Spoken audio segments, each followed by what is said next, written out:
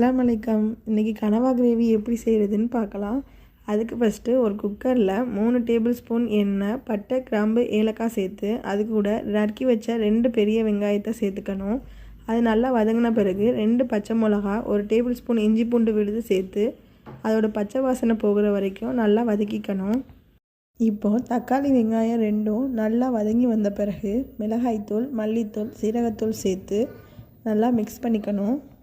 எல்லாம் நல்லா மிக்ஸ் ஆன பிறகு க்ளீன் பண்ணி வச்சுருக்கிற கணவாயை இது கூட சேர்த்து நல்லா மிக்ஸ் பண்ணிக்கணும். மிக்ஸ் பண்ணிவிட்டு தேவையான அளவு உப்பு சேர்த்து இதை 4 to 5 விசில் வச்சு எடுத்தோம்னா நல்லா வெந்து வந்துடும்.